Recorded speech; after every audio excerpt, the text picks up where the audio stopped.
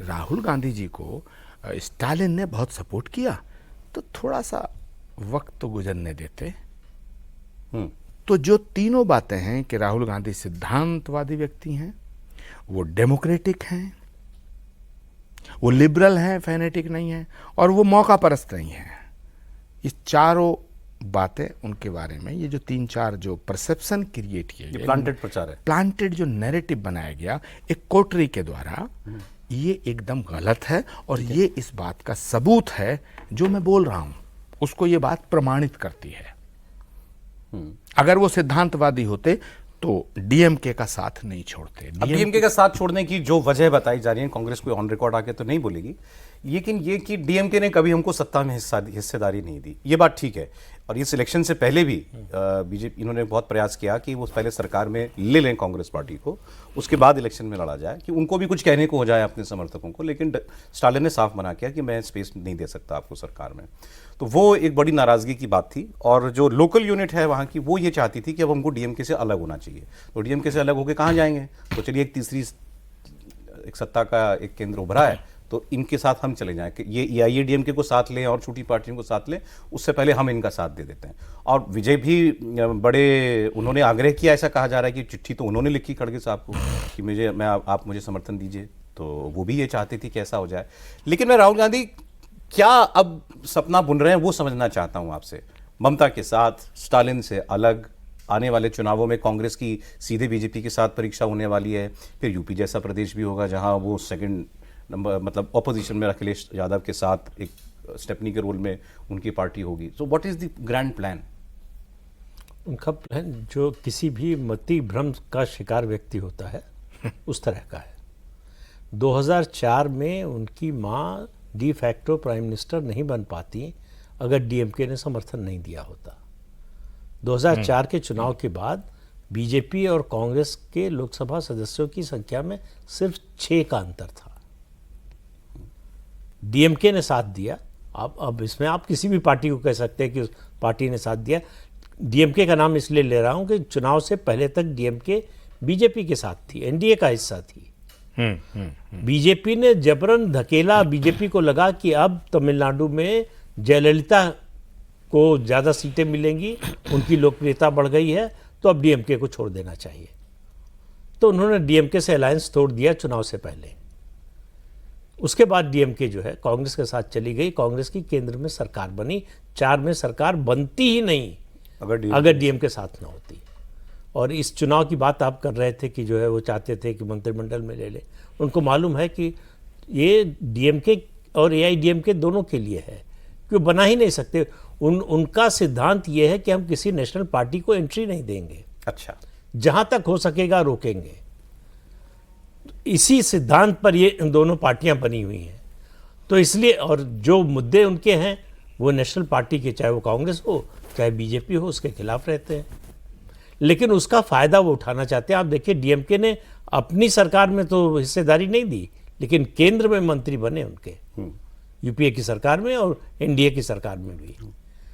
तो डीएमके, और उससे पहले चुनाव से पहले आपने डीएमके से समझौता किया, सीटें ली और एक राज्यसभा की सीट भी ली।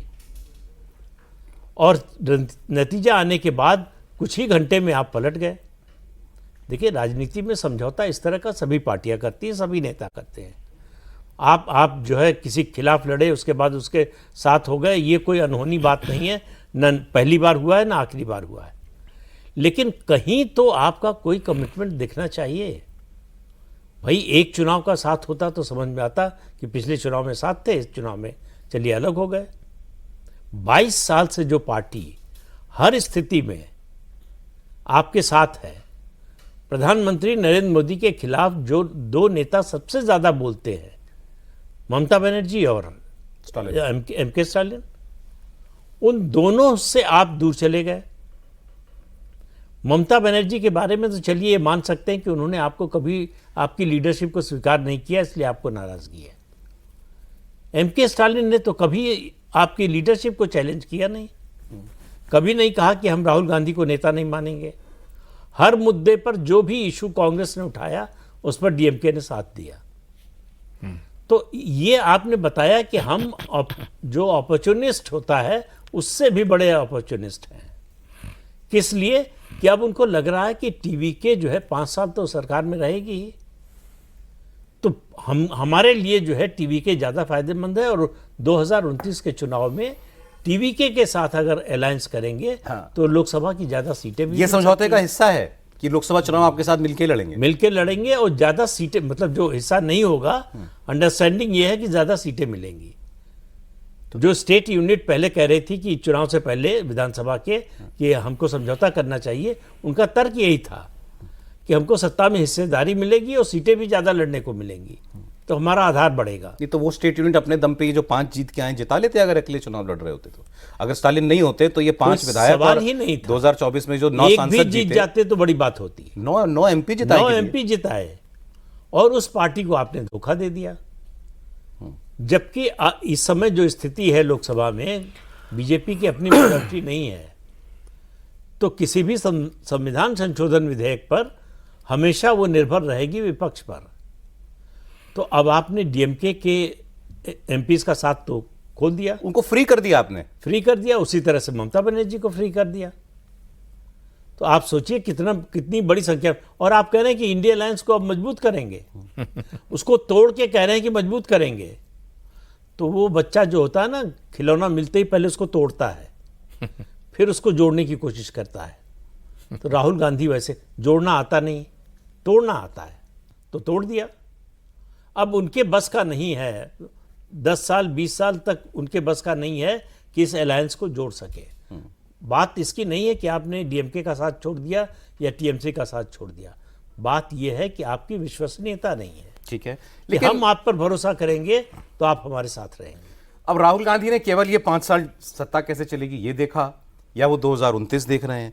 29 में भी देख रहे हैं तो उनको विजय में ज्यादा फायदा दिखाई दे रहा है डीएमके के बनिस्बत। अरे अब ममता जी की जहां तक बात है, ममता जी को कोस ने अभी कोस के हमने कल बात तो की थी, अब वो ममता जी के साथ, ममता जी विक्टिम प्ले कर रही हैं, तो साथ साथ उस बात को सही बताने वाले सबसे आगे राहुल गांधी हैं। उनको याद आया अचानक कि वोट चोरी का नारा तो मैंने ही दिया था।